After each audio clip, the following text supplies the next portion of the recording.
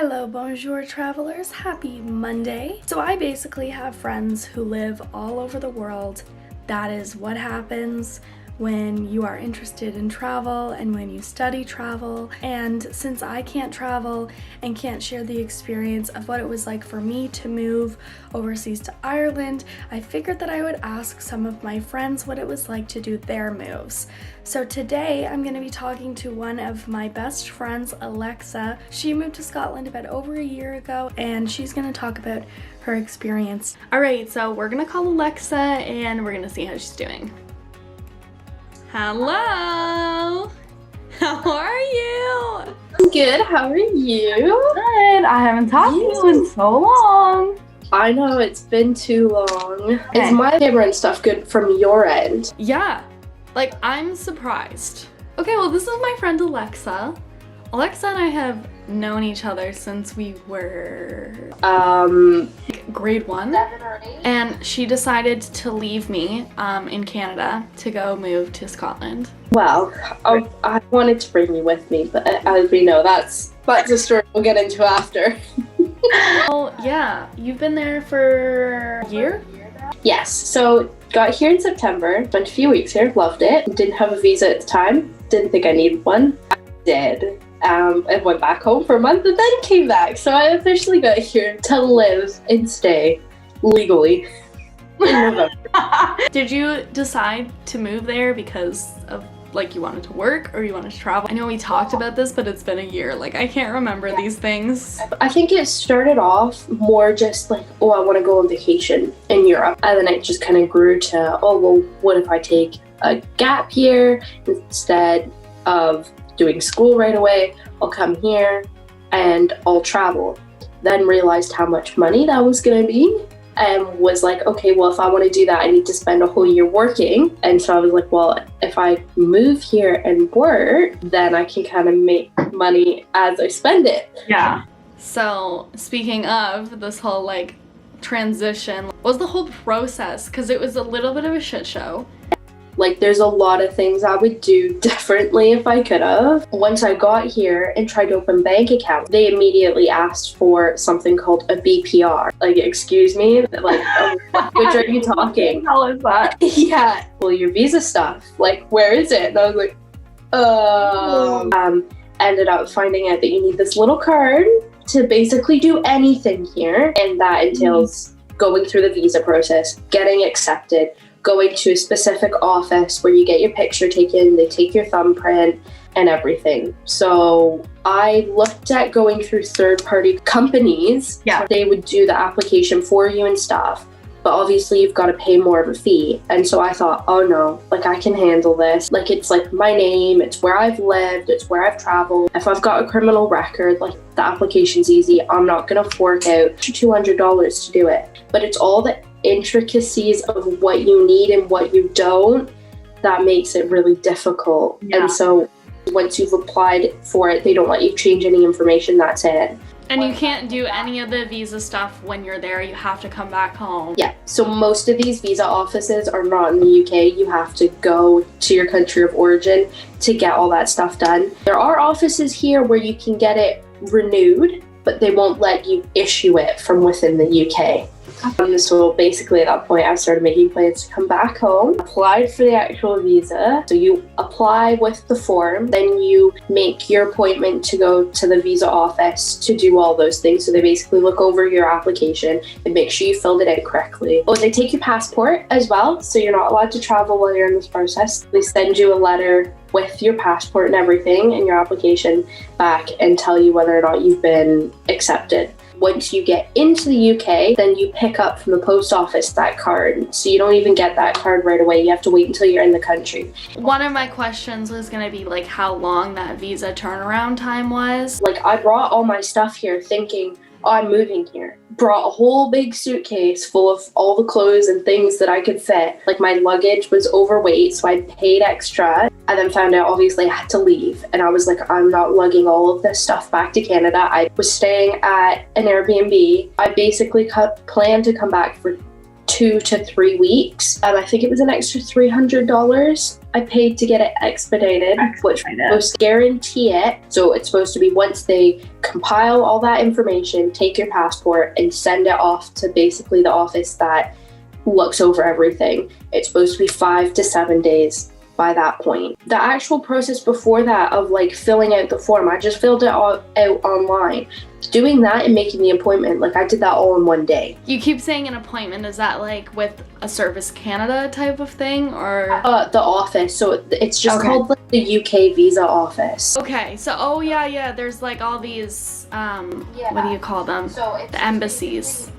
Yeah, exactly. One that I went to was in downtown Toronto. I think that's the only one in Ontario, actually. To make an appointment to go there, I think the soonest I could get it was like a week or 2 weeks away. And that whole part wasn't too bad. And I paid the extra to get the actual decision-making process expedited. So once you apply, you're on a list priority. So it meant I get jumped to the top of that list so that when my stuff gets flown over, they're not going to do everybody else's first, they'll do mine. I made the silly mistake, and this is one of the many mistakes I made that I wish I hadn't. And I thought, if they say 5 to 7 business days, I'll book my flight for the 8th day.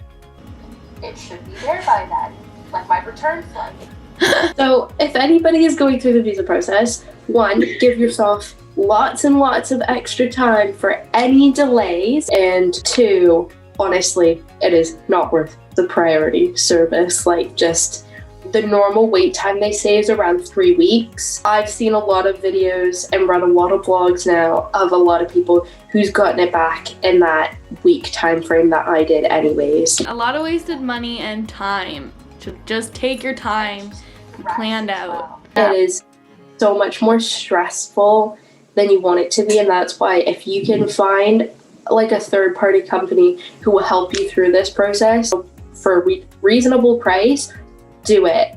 Well, I was gonna ask you too, are there some elements that they would have denied you? Could have. So the visa that I'm currently on is called a Tier 5 Youth Mobility Scheme visa. What did he say? And it's the most basic visa you can get, and it's just for anyone under 35 who wants to work or study. You can only get it for 2 years, and the only requirements you need for it is obviously be under 35, have a current passport, and you have to have proof of funds. So you've got to get a letter from your bank and put that with your application to show that you have a certain amount in your bank account. Everything that they do visa-wise is all on pounds on the government website. So it was like 1,400 odd pounds, which translates to about 2,000, 3,000 Canadian dollars. On top of all of the visa fees that you already have to pay. Don't mind me asking,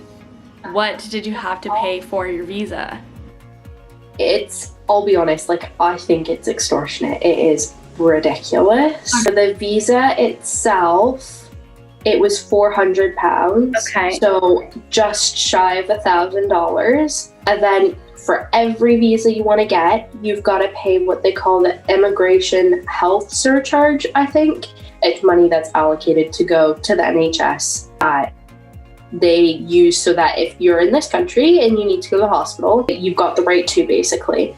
So the UK as a whole all has free healthcare, and it's called the NHS, like National Healthcare Service or something like that. As a visa holder, if I walk into a hospital, or, you know, if I get in a car crash and they put me in an ambulance and get to the hospital, they're going to treat me, and I'm not going to come out of it and then be like, right, so now you owe $400,000. Like, that's what that health surcharge is. So you pay by every year that you apply for free visa. So I applied for the full 2 years. You could just apply for one if you wanted. Overall, it cost nearly $2,000. Okay.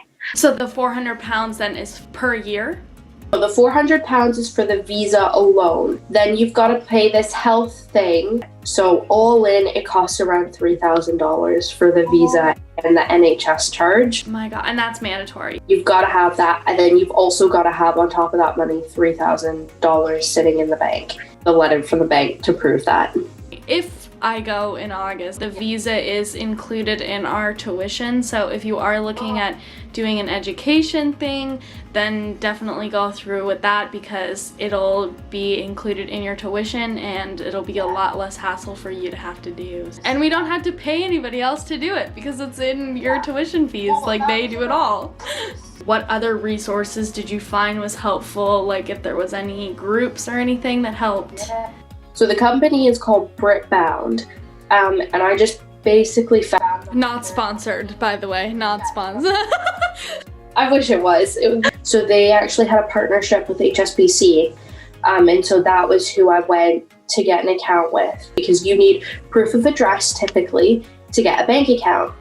Obviously, when you get here, you're not paying for anything with an address because you've got no bank account, you've got no income. They were able to kind of like help me facilitate with the bank because they had that partnership. There was a specific bank account that they could open for me. I don't know the name of it.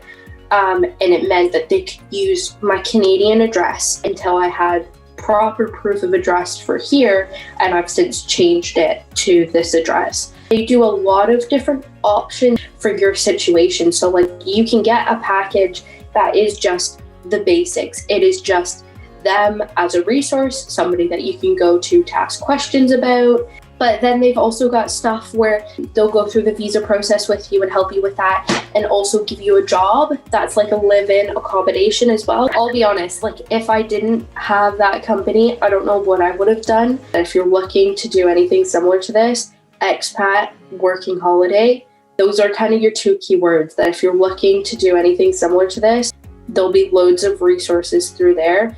I found mainly like a lot of YouTube videos of people talking about their visa processes, which was nice. How does one get a house? Because that just seems like rocket science. It's actually not that bad. Once I came back with my visa and set up a bank account, it was just kind of like you would in any country. You just look for where you want to stay, look for something that's within your price range. Let's talk about the whole COVID situation because this is like the world is in shambles. I mean, it's similar to how everywhere else is. It sucks. You guys are in lockdown, like full lockdown? Full lockdown at the moment. So we've basically been in and out of lockdown since like August. We had what the government called a circuit breaker lockdown for 2 weeks in October. It was just obviously like wear masks, social distancing, like limited people within stores. And the government came back like a week before Christmas and was like, right, as of Boxing Day, we're into lockdown again. Everything has to shut. Schools were forced to shut this time as well, which like schools hadn't been shut this whole time except for back in March. And the government's just extended that now until at least the end of February. Wow, ours is only done until the 25th of January, but I'm expecting that it'll be shut a lot longer than that with the way our numbers are. They're not enforcing it. They're not enforcing it. So now it's actually been written into law currently that you are to stay at home. Well, they are fining people. Vaccines have been able to start coming out, which is great. I don't really know what the status of the vaccine stuff is in Canada, but you can get it when you're there, right? Like you don't have to come back to Canada. So I'm supporting a gentleman at the moment in his home who's got learning disabilities and stuff. So because that's considered like an in-house care job, it means that through that I'm eligible to get the vaccine now. Based on the fact that like I paid that health charge with my visa and stuff, it means that anything to do with the NHS I get, basically. What are your plans after? What I do know is that my visa is up in November. And so if I want to stay past that date, which I do, I need to apply for another visa. And you have to pay for it again? And I've got to pay for it again. So the next one I'm most likely going to be going for is a work visa, because obviously I'm working now. From what I know of a work visa, and this is just from reading government websites, your work needs to be a registered sponsor with the government, and then you can get a visa with them. So I need to ask them if, one, they have that license, and if they don't, two, if they'd be willing to get it. Beyond that, obviously, if COVID clears up, My first travel will be back to Canada to visit everybody. Yay! I can see you in person and give you a hug. If you have any advice for anybody who's making this move or looking into making this move, like, is it worth it? Even with COVID, I think it's worth it. At least when it comes to Scotland, like, I found that all the people here are amazing. They are really nice. For me, coming from like Canada, they're so similar people-wise. Like, they're just really nice, genuine people. And then just obviously the sights, like just the hills and stuff that are here, again, are just gorgeous. So if you had the bonus of being able to travel and stuff, I think it would be well worth it. Yeah. But I think the main advice is just when you decide that you want to do this, start researching right then and there. Don't hold off on it, whether that's on the internet, YouTube, blogs, whatever, whether it's talking to other people you know who's done it, or again, I would highly encourage you that if you find some sort of company, whether that's Britbound or somebody else, that kind of can help you through that process, do it. Because it just takes such a weight off of your shoulders, and it's a lot. Yeah, you can actually enjoy the process without stressing about it. When you take that away, it is a really exciting process. Like getting to move here, and then after that, feeling of accomplishment and being like, oh my God, I just did that. And like, you're on that plane and you've got the butterflies and stuff. That's the best feeling ever. It feels like nothing else. But also, another thing you can do is subscribe to my channel and watch my videos, because I'll break down more travel tips, and I know all of the insider stuff and all these little loopholes within travel because I studied this industry. I got distracted catching up with an old friend that we totally forgot to film an outro for this video, but I just wanted to say thank you so much, Alexa, for taking the time to talk with me and go over your whole transition to Scotland. I found it very insightful, and I hope that other people also find it insightful. If you have any questions, leave them in the comments down below or connect with me over social media. I'll put all my handles down below and I will forward them to Alexa. Make sure to hit that subscribe button, because I will be posting more videos like this later of my other friends who have moved to other parts of the world. Again, thank you so much for watching this video, and I'll see you all next time. Bye bye! My dog is judging me for that outro.